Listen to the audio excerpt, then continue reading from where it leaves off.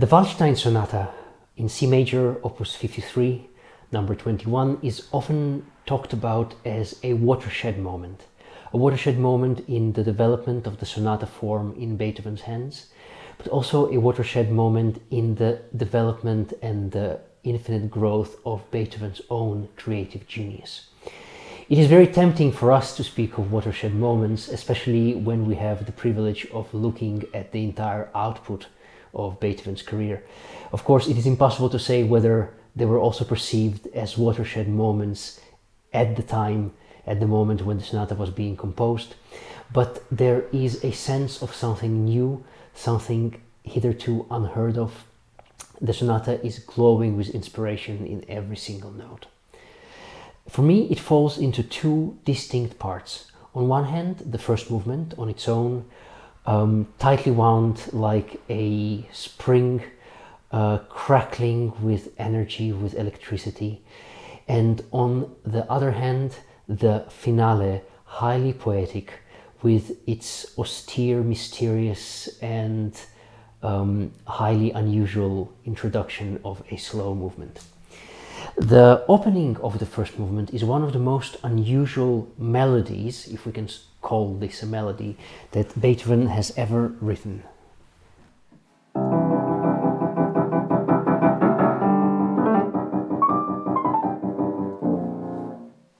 It is nothing more than pulsation made melodic, a repeat many times of one single chord.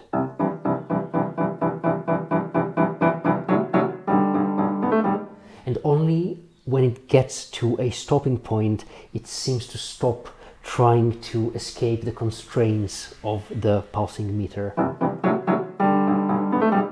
And then he takes this little motif and repeats it 2 octaves higher, creating a micro dialogue between these two voices.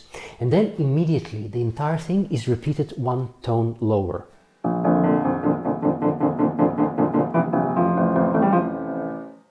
And this introduces a very colorful harmony right away into what is otherwise a very bland key, C major. Bland, perhaps only for us musicians, by associations with its white notes. It has no flats, no sharps. So then immediately going into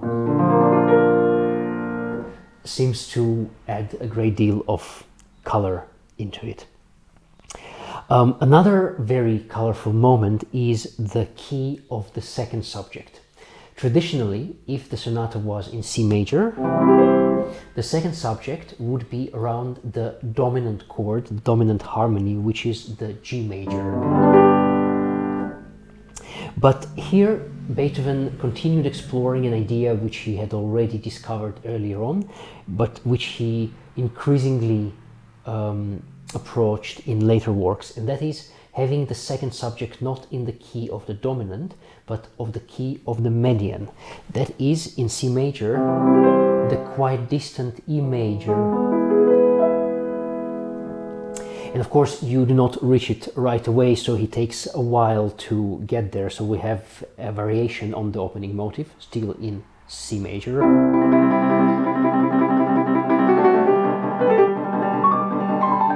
And this time, instead of going down, he goes up to D minor.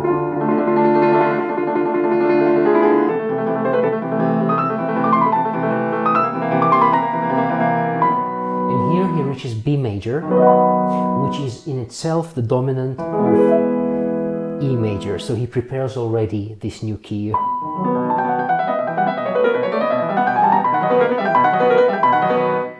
Here he repeats it again and again to ascertain that we are in this new harmonic area.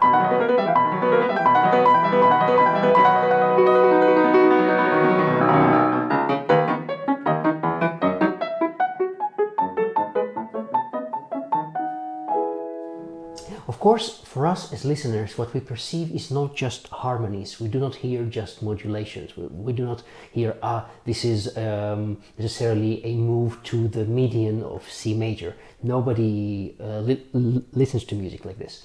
He writes music which functions in terms of emotions, theater, drama, dramaturgy, but underlying these processes, these melodies, these changes of mood and color are harmonies. And in a way, the sonata form functions on two levels. We have the melodies, the subjects, and how they are introduced and then developed, clashed, and repeated.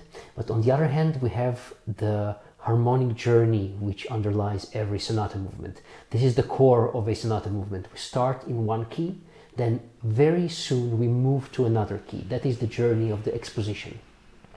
Then in the development, we pass through an area of great instability, and then finally in the reprise we come home both to the melodies which we have already heard, but also to the home key. So here, as I mentioned, he moves as per the sonata rules to a different key, just that this key is unusual in it being the median key, so E major inside a C major sonata. Also, what was common, and this indeed is the case here, that the second subject should be contrasted in its mood and color to the opening melody. So this is exactly what Beethoven does here. If the opening subject was all nervous and tense and energetic, almost toccata-like, the second subject is closer to a chorale. It is beautiful, stately.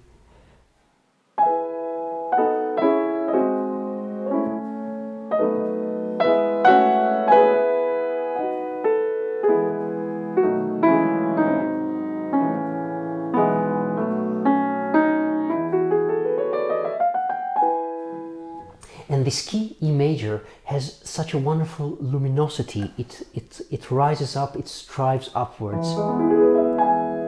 And then he plays on this idea and he writes a variation on the same theme.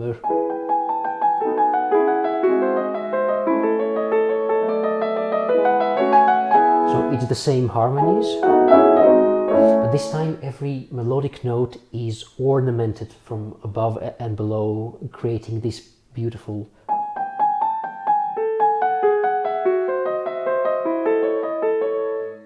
drawn line.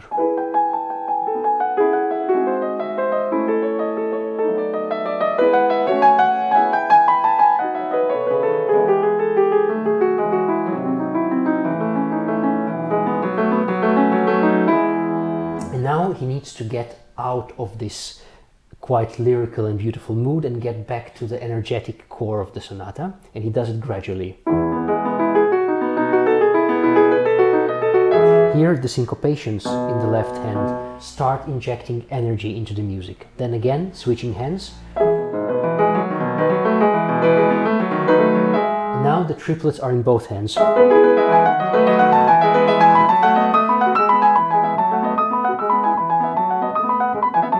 And now we pass from triplets to 4 notes per beat, making it faster and even more energetic.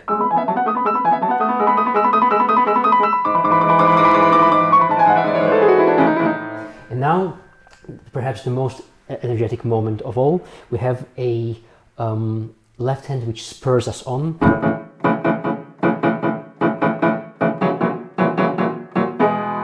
And a very fast right hand.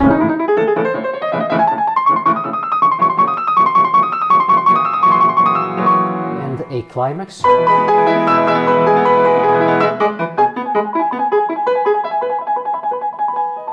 And everything peters out.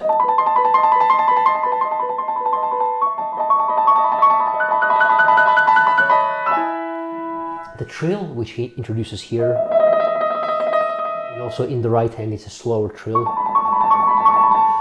will become extremely important in the finale, but here's just a first inkling of this idea. And then, to close the exposition, he does add a little bit of lyricism.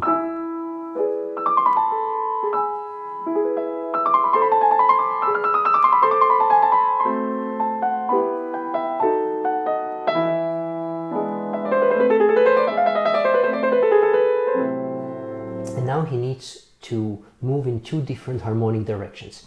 expositions were supposed to be repeated. So he needs to get from wherever he is, which is E minor, he needs to get back to C major so as to go back to the exposition. But he also needs to think what he's going to do after the repeat of the exposition, which will have the same material, and that is to move forward to a new area, which we don't know yet which. So he does it by a sequence. He uses the same motive each time, moving to a different key. So this is our motive. 1. And he moves. So instead of, we now go to here. And from here he can go directly to C major.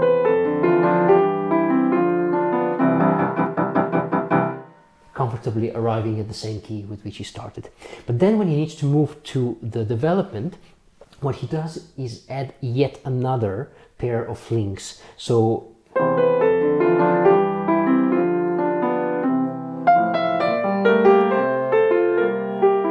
and the last one, that's also completing a modulation, but this time into F major.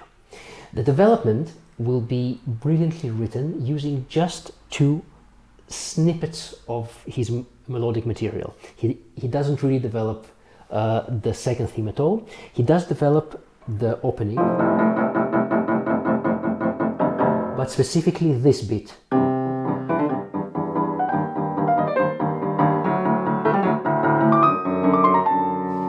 You might remember me saying that the development is an area of harmonic instability, and here almost every bar or 2 bars will feature a change of key.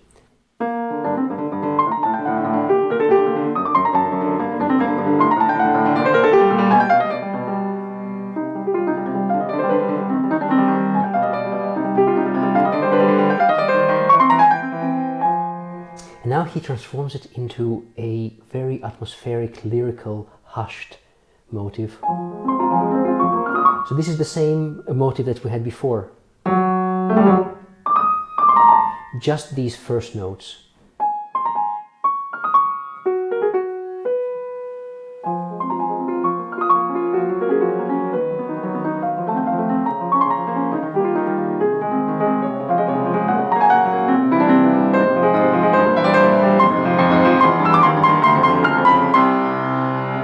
And after this lyrical and atmospheric part, the next part of the development will be based on a very minor motive from the exposition. This wasn't a melody, this was just a short transition which he used to get out of the mood of the second subject and get back into the energetic mood of the main part of the movement. And now he's going to take this insignificant motive and repeat it with almost manic insistence 12 times loudly with accents, going into some kind of improvisational trance.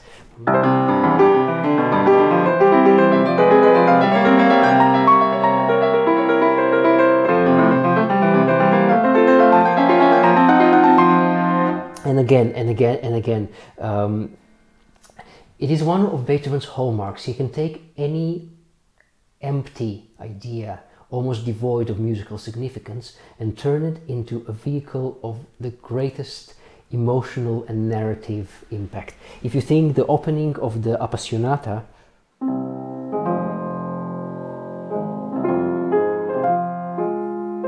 is nothing but an F minor chord that goes down and up the keyboard.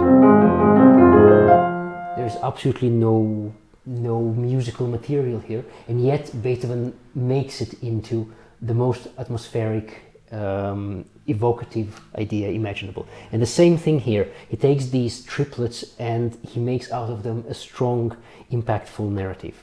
And then after the 12th insistent repeat of this idea, he descends down the keyboard, and there is a hushed build-up towards the reprise. This is also an idea which he used often. He wanted the reprise to be an explosive return to our home material, and he needed to prepare that.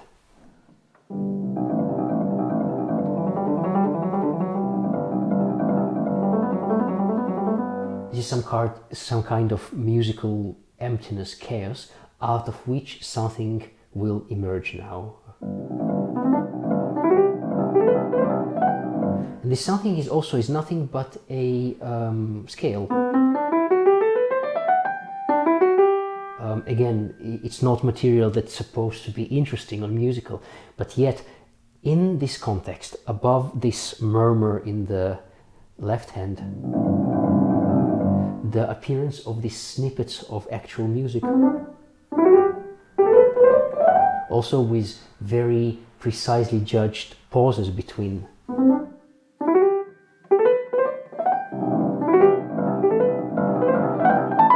Each time going a little bit higher. Now he's got to the point where he's about to enter the C major.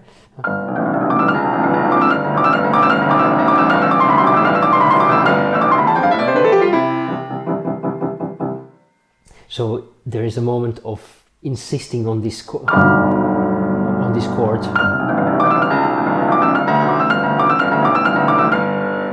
Once again, this idea of almost a trance-like state where you fight against the keyboard or you fight against the harmony, and you are in a state that everything needs to be restated and repeated and underlined, and then finally we get to the reprise. The reprise follows mostly the same material and the same path as the exposition, and after the links of sequences in the end, which we know could lead to the beginning or could lead to the development to F major, he uses the same idea and now leads it to a different harmony. Instead of going here, he goes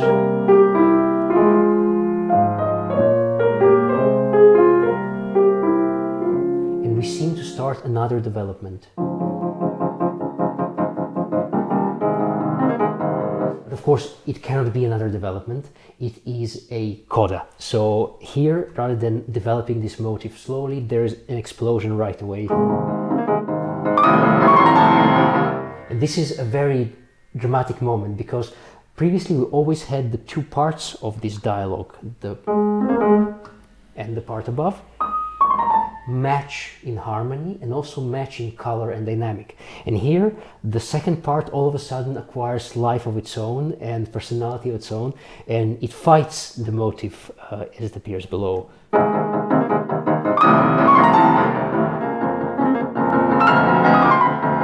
Now there's a real fight between the hands and the motifs.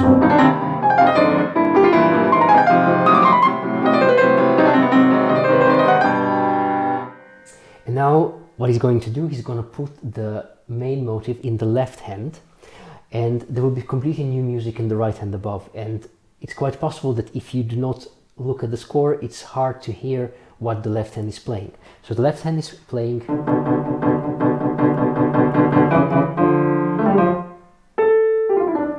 but together with the right hand, it sounds like an accompanying voice.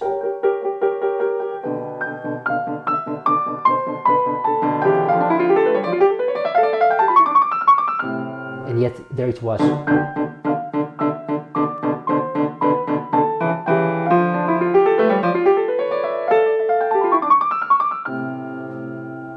And then this continues in a small mini development, and once again gets more insistent.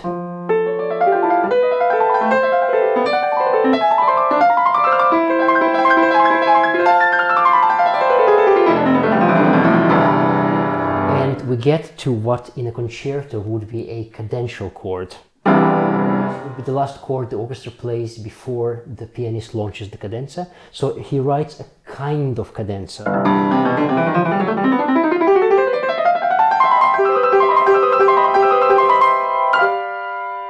Then a written out glissando downwards.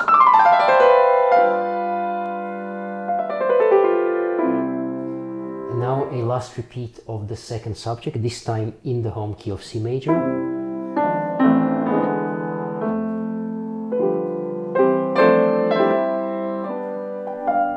But this time its function is not to lead onwards, but to create some kind of closure. So there is a hesitation.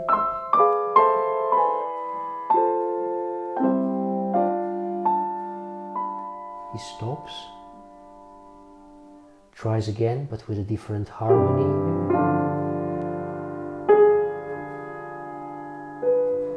A little bit painful, or at least with a bit of a different emotion. And for the third time, going back to the brighter. And then a final repeat of the opening theme closes the movement in a very decisive way.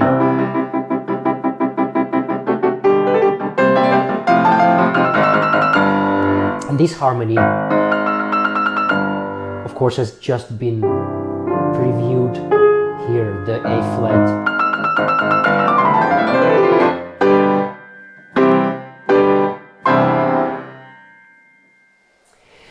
But for all its harmonic interest, the first movement still belongs to the more traditional part of this sonata. The second and third will be even more unusual, even more imaginative. Interestingly, the second movement that we have today, which is an introduzione, an introduction to the finale,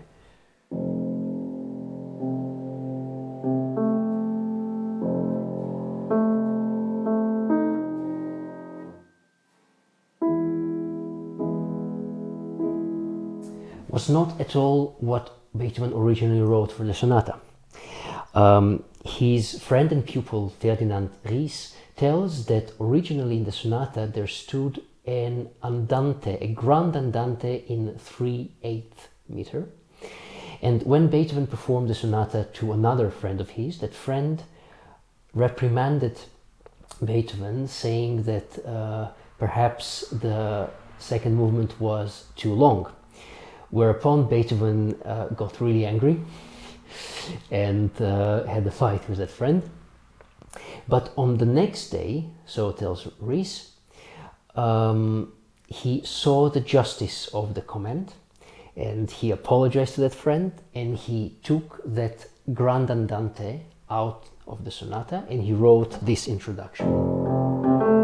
But the grand andante was too beautiful just to throw it away, so he published it separately as a standalone piece, andante, so it was called, and it was so popular both with Beethoven and with the audience that it had received from Beethoven himself a nickname of andante favori, a favorite andante, and it is this.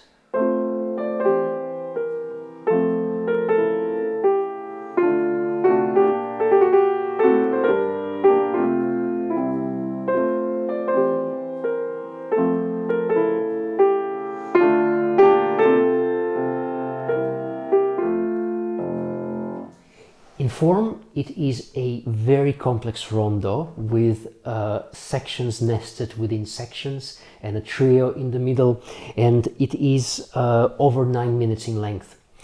So perhaps there was a complex of reasons why Beethoven saw the justice of the comment. One, perhaps the length, because the sonata as it is with the much shorter second movement that stands there currently is already 27 minutes in length. So with another 5-6 minutes it would have been even longer. But Beethoven had written already some very long sonatas. The sonata opus 7 is probably over 30 minutes, so I wouldn't say that the length was the only consideration.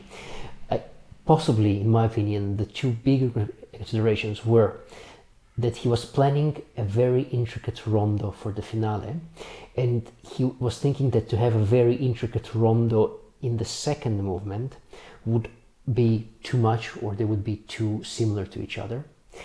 And in addition to that, the Andante Favori, though extremely beautiful and poetic and lyrical, is quite unadventurous.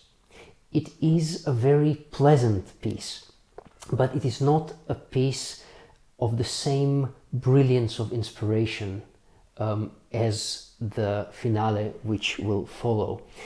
And the second movement which Beethoven ended up writing which is austere and barren and mysterious, highly unusual, serves its purpose perfectly. It anticipates the finale, it doesn't give anything away, it keeps us in suspense, it keeps us unsure as to what will follow now, and then when the finale finally comes, the beauty of its melody will come not after 9 minutes of beautiful music, but after 5 minutes of something completely different, quite austere, as I mentioned, and therefore it will be perceived as even more beautiful than it might have been otherwise.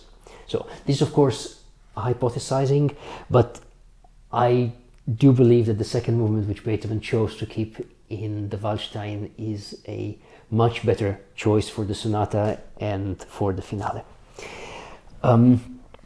We saw in the first movement that Beethoven can take a single motive and develop it insistently, almost with a manic insistence, and this is the same thing here. The motive is just this, and this rising pair of notes will later on again be repeated with a manic insistence.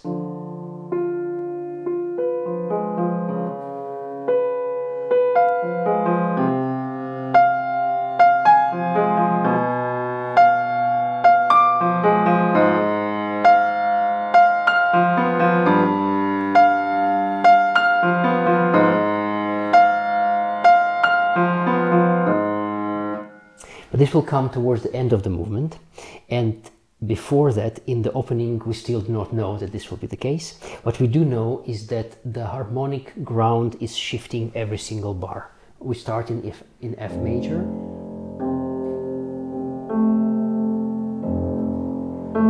and immediately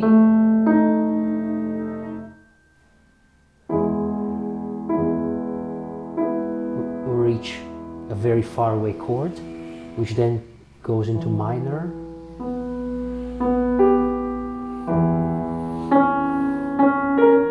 once again a modulation.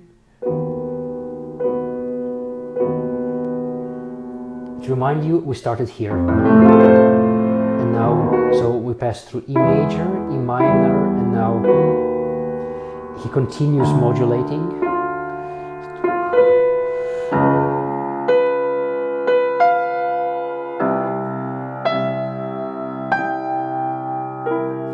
Without us noticing, he brings us back to a chord which can lead into the home key.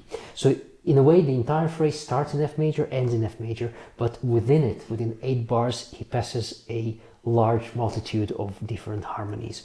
So the feeling which is transmitted thereby is one of instability. We do not know where we are and what home is.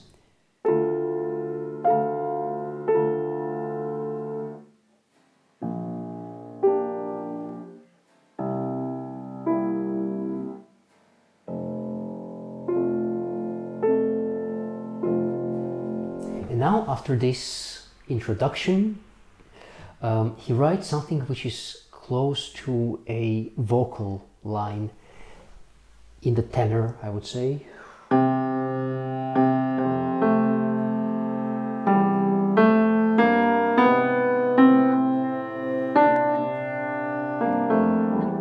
And it's answered by the orchestra.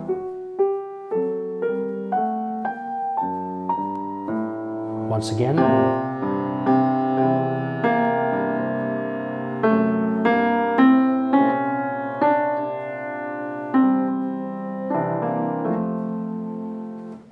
So he introduces a different idea of, be it an aria or recitativo, which then, after a few bars, goes back to the opening, and then we have this insistent repeat of the motive.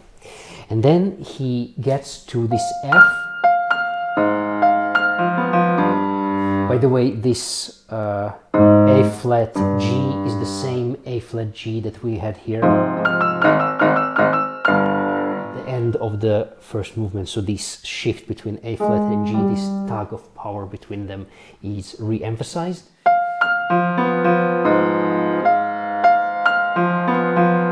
Then he starts descending and preparing the ground for the finale.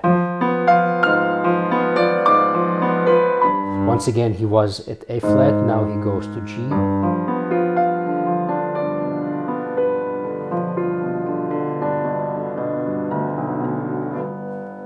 But then he goes back to,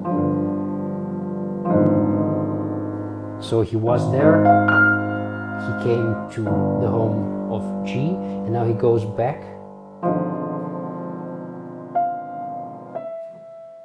But this is a coda of this movement. Once again, this idea of a dialogue.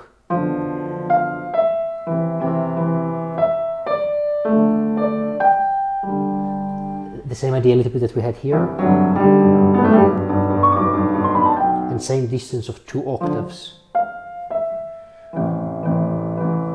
This kind of reusing of ideas, not the same melodies, but the same idea of a dialogue between 2 voices 2 octaves apart, they help unite the sonata. Even if we don't notice them during a performance, subconsciously it is something which we have already heard before, and it helps make a sonata, which is in its core a collection of disparate movements, makes united into one whole.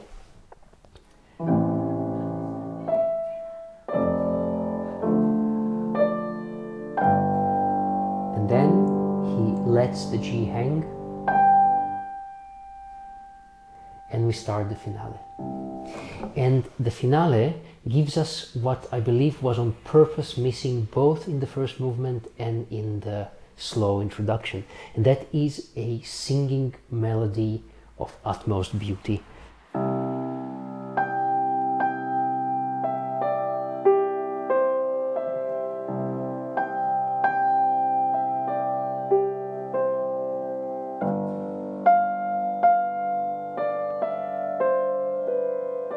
So where in the first movement we commonly had short ideas, 2 bars, then jumping 2 octaves above.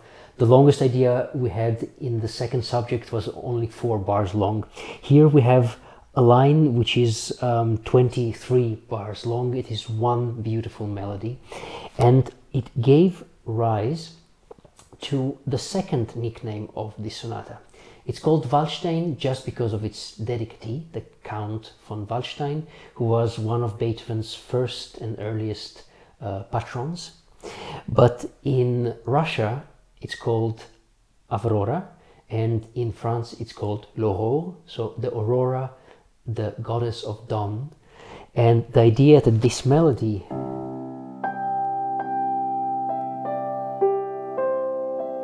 is the first gentle coloring of the sky above the horizon at dawn. And for me this is a much more poetic nickname than Waldstein, and I love using it. A main idea of this finale, and perhaps what inspired Beethoven to write this kind of melody, is the use of pedal. So the pedal is, for our modern day pianos, is something very normal. It lifts all the dampers up so that everything keeps resonating. We could not conceive modern piano playing without constant and quite nuanced use of the pedal. But in Beethoven's time, the pedal was much more of a special effect. It was not used by pressing the foot down, but rather by lifting the knee up. So it also required more physical effort. This idea later shifted on, and in Beethoven's later pianos it is a foot pedal rather than a knee pedal. But even so, Beethoven only wrote pedal markings where they were special and needed. And there are no pedal markings in the first movement, there are no pedal markings in the second movement, and the entire finale is full of pedal markings. And these pedal markings are incredibly interesting and somewhat problematic for us, because he says to keep the pedal pressed from the very beginning for 8 bars at first.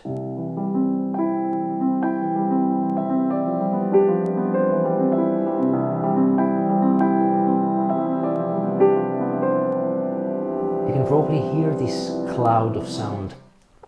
And then when we continue, he even asks us to keep the pedal here.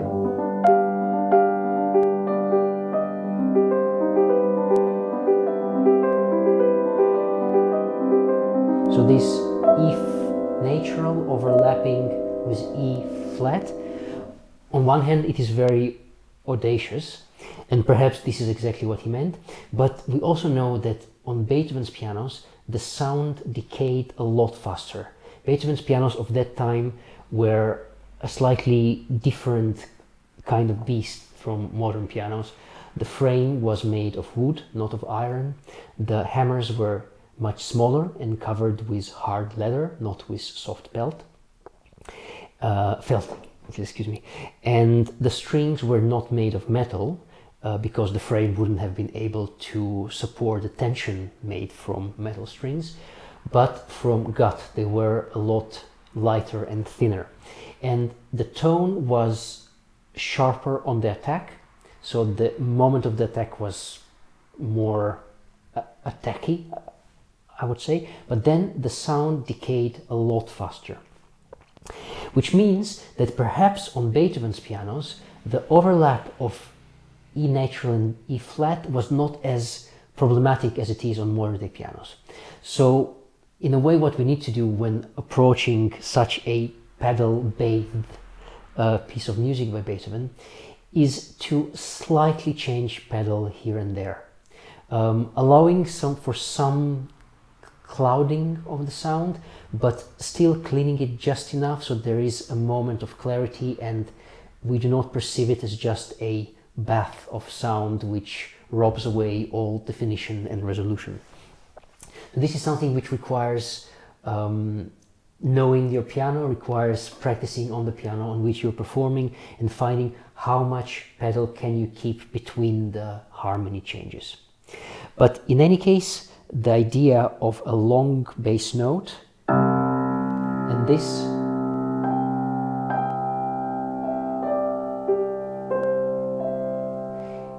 floating out of the low note is surely one of the most imaginative soundscapes, sound pictures that Beethoven has created. Then the melody passes to the right hand.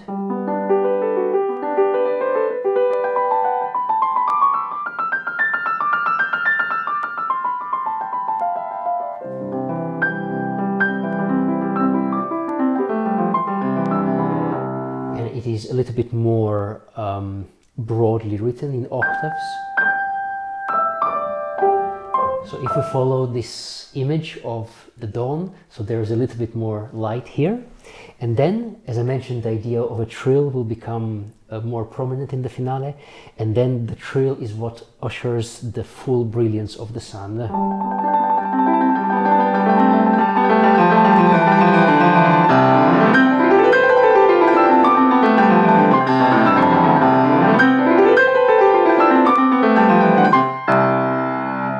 So here the entire piano resonates with this glorious C major. He uses the trill as almost a manner of making the entire piano shake with sound. It is not melody in itself, but it supports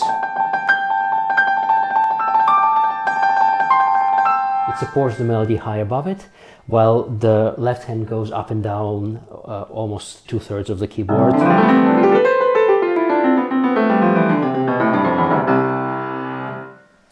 The finale is a rondo, and the rondo means repeats of the refrain with episodes in between. And a string of episodes does indeed follow. The first and third are boisterous.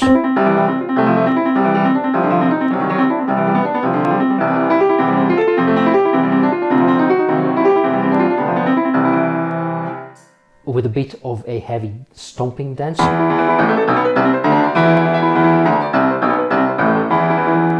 Quite catchy. Then he transitions back to the refrain. The second episode, I mentioned that the first and third were boisterous. The second is quite boisterous as well, and even more virtuosic. It is also in the minor key, in C minor.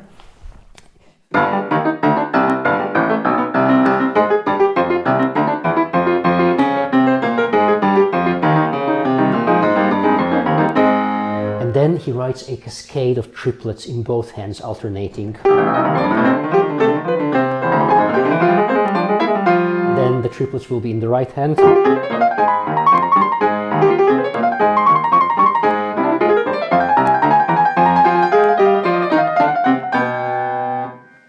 So it's really an avalanche of sound. And in between these boisterous episodes, we will once again experience the beauty.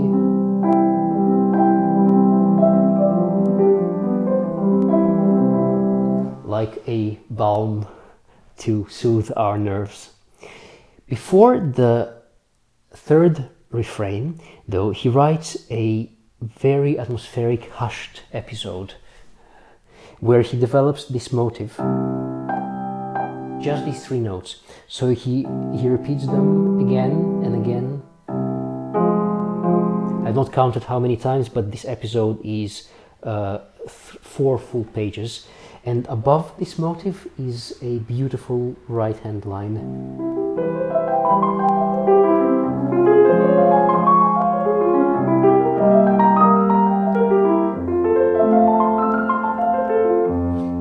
And then later he continues with this, but the right hand becomes more melodic.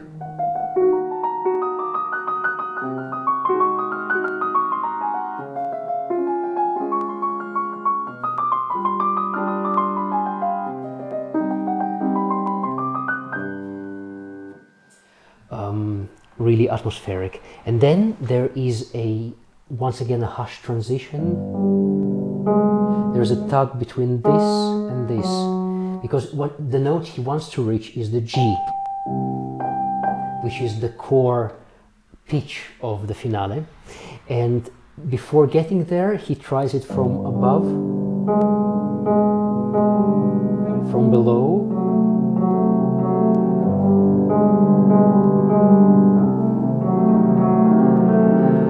then finally getting to the chord which would lead him there. Still the same motive,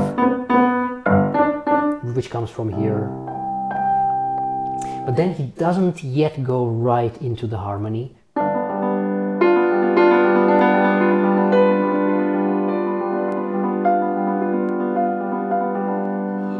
He has once again this tug between the A flat and the G, which we had at the end of the first movement, which we had at the end of the second movement, and once again we have it here, once again helping us unite the movements together.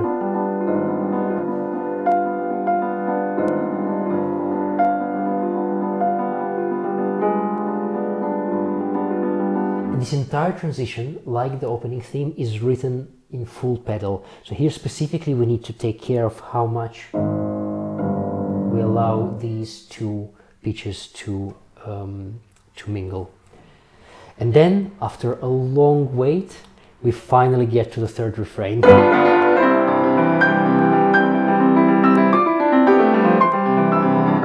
And this time he starts straight away from the forte and full sunlight. Then we have a repeat of the original boisterous episode, but where before it went into this stomping dance, here he continues with his trademark manic insistence, this idea of the triplets, bringing them into both hands.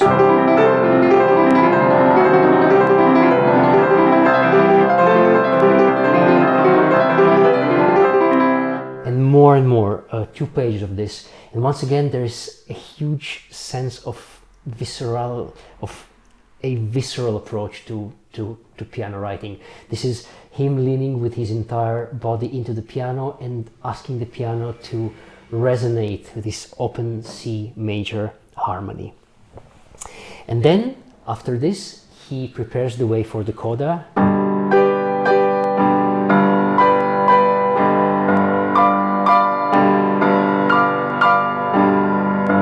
Once again reaching the A flat, our famous or infamous A flat from here.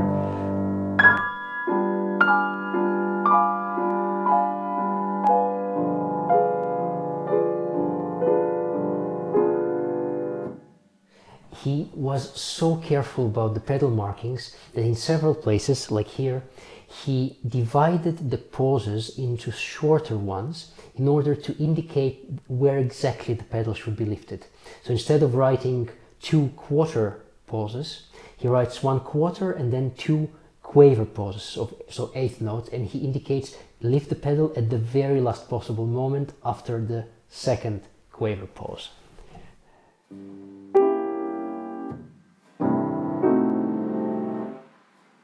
Triple piano.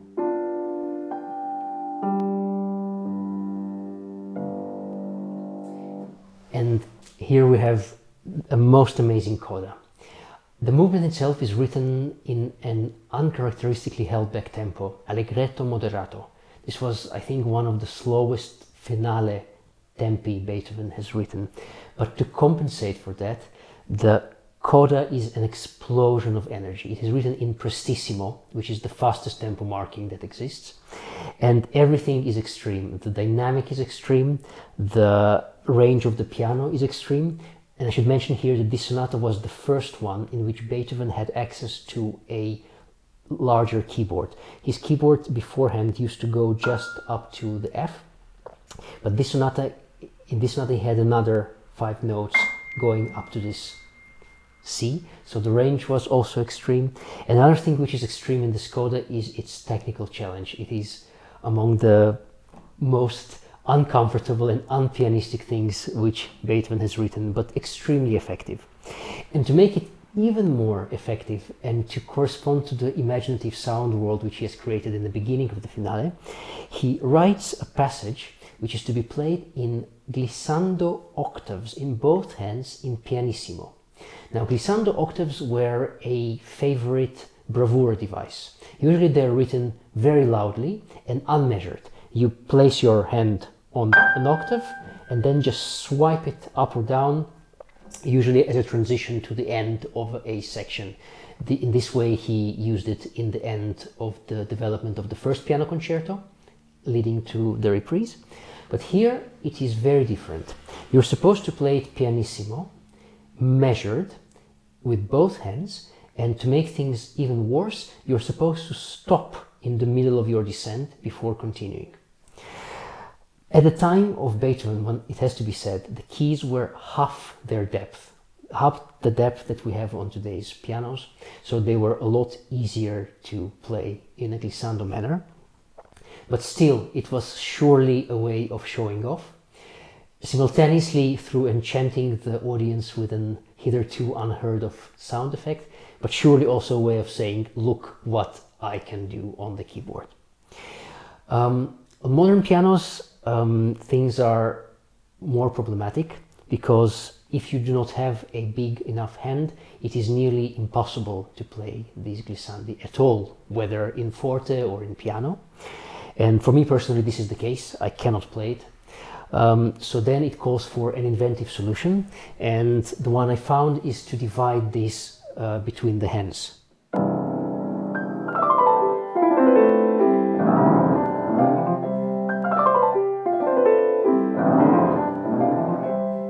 So all the notes are played, just not in a glissando of one hand, but with the help of the other hand. But luckily he wrote it in such a way which allows the other hand to participate. And then after this incredible show-off moment, he comes back to the idea of a trill, and I mentioned that it will become important, so we had it as a blazing trill in the climax of every refrain, but here he gives it a different function.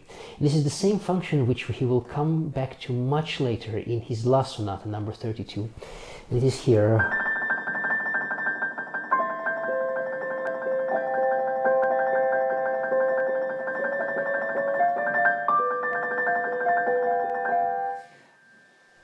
It is an idea of musical matter turning into spirit. It is simultaneously the highest possible movement, because you cannot play anything faster than a trill, but at the same time it is the complete absence of movement, because we stay at the same place. And when a trill like this becomes part of the music, not just an ornament, not just a decoration, but a real part of the musical of musical texture, then it sounds really special and magical. So what you will have here is the trill in the middle and the melody above it.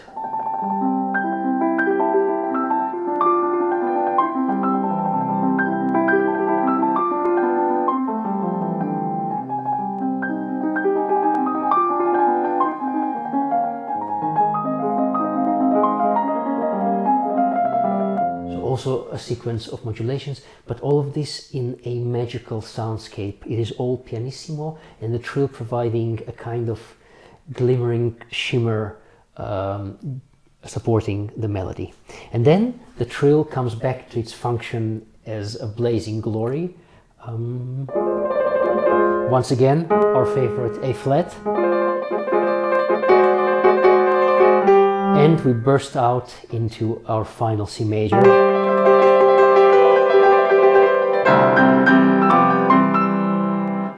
And we have a final bravura ending.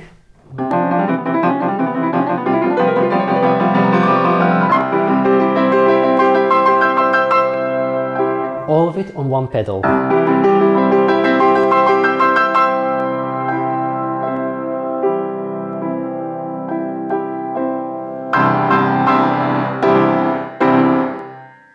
To let the piano resonate with this glorious C major to the very end, thus ending one of Beethoven's most imaginative and magical sonatas.